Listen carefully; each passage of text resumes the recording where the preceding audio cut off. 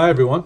Today we want to show you an example of how you can use endless genome research to find variations responsible for an autosomal recessive disease in a consanguineous family. To do that, we're going to replicate the results of this recent publication. In this publication, the authors find a new variation in a gene called POLR1D that is responsible for a disease called Treacher-Collins syndrome. At the beginning of the study, the authors already had a patient diagnosed with Treacher-Collins syndrome, and they already knew that patient was from a consanguineous family.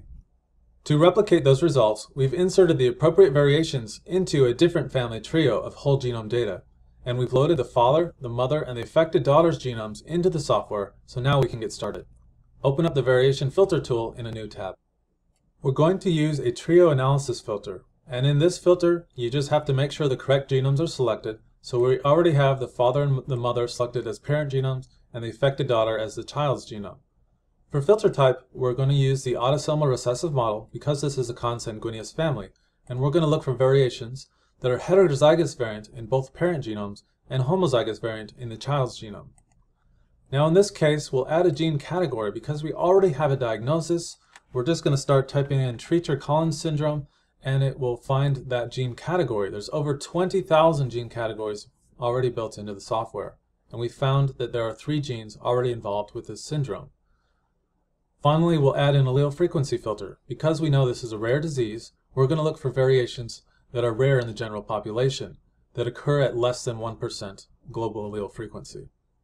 Once we've built the query, click the Go button, and we've already got the result back. It's the expected result. We found that variation in the gene POLR1D.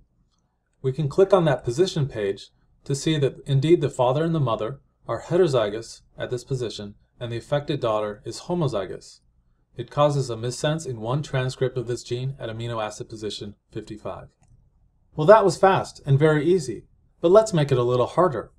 What would we do if we did not have a diagnosis already of Treacher-Collins syndrome? And how would we search if we also had sequenced an unaffected daughter of the same family?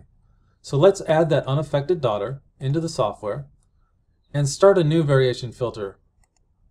This time we're going to build the query a different way. We're going to look for variations in the affected daughter that are homozygous or have 2 variation copies.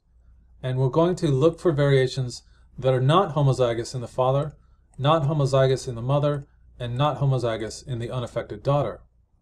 Then we'll add a few other filters. The allele frequency is still a good one. We might select OMIM genes to start searching first in genes that are already known to be implicated in a disease or trait. And we'll add the protein impact filter.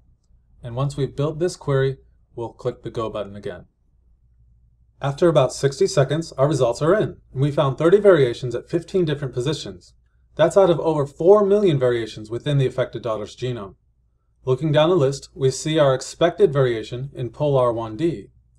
Now we can click on that link to get more information about POLR1D.